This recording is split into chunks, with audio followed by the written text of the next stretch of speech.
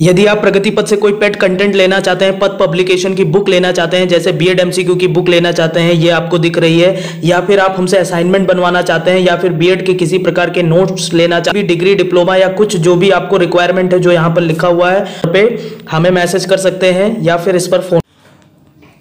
इस वीडियो में हम डीडीयू के आज जो एग्जाम हुआ है, एग्जाम कोड 101 शिक्षा के मूल तत्व, उसके सारे प्रश्न आज हम देखने वाले हैं। बहुत ही ज़बरदस्त पेपर है, सारे आंसर फटाफट देख लेते हैं। उसके बाद अभी एक डिटेल एक्सप्लेनेशन वीडियो दे दूंगा, बस अभी खाली आंसर की समझ लीजिए कि एग्जैक्टली आंसर होगा क्या। तो पहले क्वेश्चन का जो आंसर होगा वो क्या हो जाएगा, डी हो जाएगा। ऐसे मैं फटाफट करके आपको बता दे रहा हूँ, अभी एक्सप्लेनेशन आ जाएगा। दूसरे क्वेश्चन का आंसर डी हो जाएगा।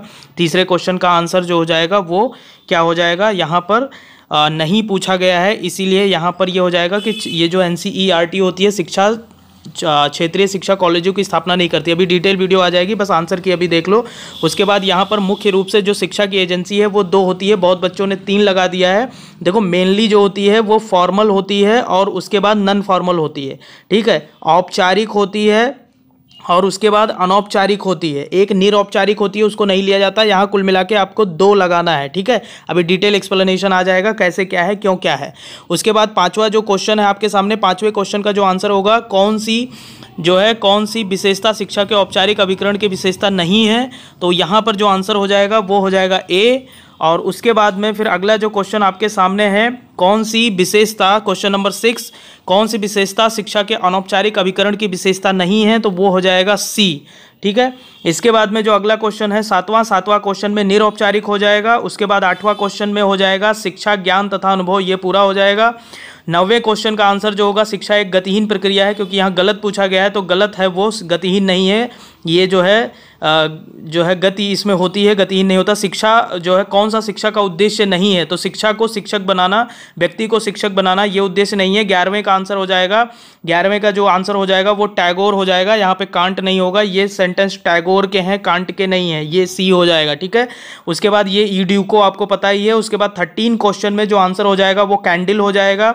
14 क्वेश्चन का आंसर आपको पता है एजुकेटम हो जाएगा। 15 क्वेश्चन का जो आंसर आपके सामने है वो हो जाएगा, दोनों हो जाएगा, समाज और समुदाय का सहयोग, लोकतांत्रिक वातावरण। 16वें क्वेश्चन का जो आंसर होगा मेरे प्यारे बच्चों, शिक्षा का अभिप्राय स्कूली या विद्यालयी शिक्षा से है, ये संकुचित है। मैंने आपको बताया था संकुचित मतलब जो पाठ्यपुस्तक पर आधारित हो, खाली मतलब कोई इनोवेशन ना करके दिखाए। अभी एक्सप्लेन एक वीडियो में दूंगा, बहुत जबरदस्त वीडियो एक्सप्लेन दूंगा, बस खाली आंसर की मिला लो फटाफट।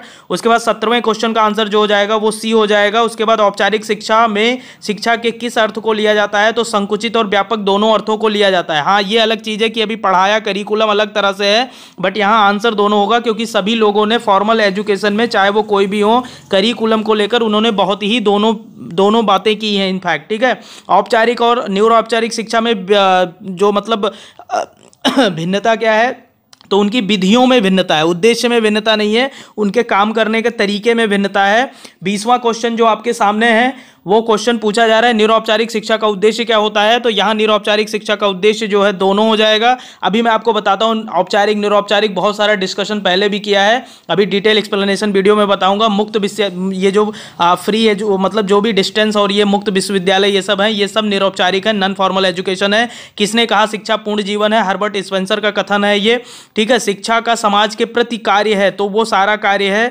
24वें का जो आंसर हो जाएगा वो क्या हो जाएगा, जल्दी से देखिए और बताइए मुझे 24वें का आंसर क्या हो जाएगा। 24वें का आंसर देखिए, देखो शिक्षा का व्यक्ति के प्रति कार्य क्या है, तो वो हो जाएगा डी हो जाएगा। 25 का जो आंसर होगा वो क्या होगा, 25 का जो आंसर होगा वो कॉमनियस होगा। बहुत बच्चों ने मॉन्टेसरी लगा के आया भैया, कॉमनियस इसका आंसर होगा।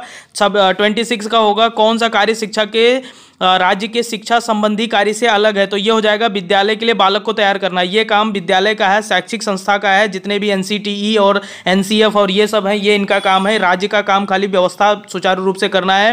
प्राथमिक शिक्षा का राष्ट्रीय पोषाहार 1990 15 अगस्त 1995 सर्व शिक्षा अभियान की शुरुआत जो हुई वो 2001 में, बहुत जगह 2000 भी लिखा रहता है, 2001 बस खाली शुक्र मनाओ कि आपको कंफ्यूज नहीं किया गया, 2001 दे दिए, क्योंकि अगर 2000 देते 2001 देते तो कंफ्यूजन हो जाती। इनफैक्ट बहुत जगह पे 2000 से लेकर और 2001 ऐसे लिखा होता है, ठीक है। तो कुल मिला के कंफ्यूज नहीं किया तो बहुत अच्छा है। उसके बाद ये मोटे रूप वाला जो है 29 जो क्वेश्चन आपके सामने है, 29 क्वेश्चन का आंसर क्या हो जाएगा, एक बार देखिए। भारत में मोटे रूप से कितने प्रकार की प्रारंभिक शिक्षाएं हैं, तो वो इसमें सारी हो जाएंगी। इसमें देखो ये स्पेशली जो है गैर मान्यता प्राप्त या गैर सहायता प्राप्त जो होती हैं वो क्या होती हैं, जैसे डायरेक्टली तो जैसे एनजीओ भी तो आपका एजुकेशन में पार्टिसिपेट करता है, बट उसको क्या है कि डायरेक्टली बेनिफिट नहीं मिलता, वो समाज से बेनिफिट लेती है। बाकी मान्यता प्रताप, राजकीय मान्यता, ये सब है, तो इसमें सभी हो जाएंगे। उसके बाद में भारतवर्ष में माध्यमिक शिक्षा प्राप्त करने वाली विद्यार्थियों की आयु 14 से 18 बोली जाती है। इस पर बहुत सारा डिस्कशन हुआ है। मतलब इसमें देखो प्राइमरी लेवल को 3 पार्ट में बांटा जाता है, निम्न प्राइमरी, मध्य प्राइमरी, उच्च प्राइमरी। तो ये पूरा टोटल लेके 14 से 8 हो जाता है, उसी में माध्यमिक भी आ जाता है, उच्च भी आ जाता है, ठीक है। उसके बाद शिक्षा को शिक्षा के विकास, ये जो कथन है, देखो इस क्वेश्चन में मैं भी श्योर नहीं हूं। इसमें मुझे जहां तक लगता है इन दोनों में से कोई एक होगा। ज्यादातर मैं प्रेफर कर सकता हूं माध्यमिक शिक्षा आयोग को, ठीक है। इसमें अभी श्योर करना पड़ेगा कि क्या सही है क्या गलत है। उसके बाद में थोड़ा सा भी चेक करना पड़ेगा। राष्ट्रीय शिक्षा जो है शिक्षक परिषद, यहां पे एनसीटीई का काम पूछा गया है, ठीक है, national council of teacher education. तो उसका जो काम होता है उनमें पूछा गया है कि कौन सा नहीं है। तो देखो इनका जो स्पेशली काम होता है ना, वो मैनेजमेंट का होता है, मतलब क्वालिटी पे ध्यान देना होता है। बात समझ में आ गई? तो क्वालिटी पे ध्यान देना होता है, तो कोई मान्यता नहीं देते ये लोग, बस खाली ये मानदंड और क्वालिटी, सेवारत, ये सब प्रशिक्षण, प्रोत्साहन, बात समझ रहे हो। यूजीसी तथा अन्य शैक्षिक संस्थाओं से तालमेल, हाँ बिल्कुल तालमेल स्थापित होगा, यानी ऊपर का आंसर ये हो जाएगा। उसके बाद भारत में अध्यापक शिक्षा की गुणवत्ता पर नियंत्रण की जो जिम्मेदारी है वो किसकी है, तो अभी मैंने बताया कि क्वालिटी पे किसका काम रहेगा, एनसीटीई का होगा। CSIR तो भैया वो अलग चीज है, रिसर्च सेंटर से जुड़ जाता है, इसीलिए उपरोक्त सभी जो लगाए वो गलत है। यूजीसी का काम जो है वो रिसर्च का है, मतलब नए नए शोध करके सब्जेक्ट बनाने हैं, हालांकि इनडायरेक्टली मैनेजमेंट वो करता है, बट क्वालिटी का काम यही करता है, ठीक है। अभी मैं आपको यहां पे सीधा बता देता हूं, देखो एनसीईआरटी जो है वो सीधा सीधा प्राइमरी एजुकेशन और इनसे सबसे उनके सिलेबस पे काम करता है। एनसीएफ आपका पूरा करिकुलम तैयार करता है। उसके बाद में यूजीसी जो है वो मैनेजमेंट लेवल पर बहुत जबरदस्त काम करता है। रिसर्च लेवल पर जैसे CSIR अलग क्षेत्र में काम करता है, वैसे ये यूजीसी करता है। एनसीटीई जो है वो क्वालिटी एजुकेशन पे काम करती है, मतलब क्वालिटी को कैसे इंप्रूव किया जाए। जैसे अभी मैं बोलूँ कि डिजिटलाइजेशन करना है, तो वो एनसीटीई का काम है, उस पर वो काम करेगी, ठीक है। उसके बाद अगला जो क्वेश्चन है 35 का ओटावे हो जाएगा, 36 का जो आंसर हो जाएगा वो मैकाइबर पेजे हो जाएगा, 37 का जो आंसर हो जाएगा वो मैकाइबर और पेज। देखो इस भी क्वेश्चन में अभी श्योर मैं नहीं हूं।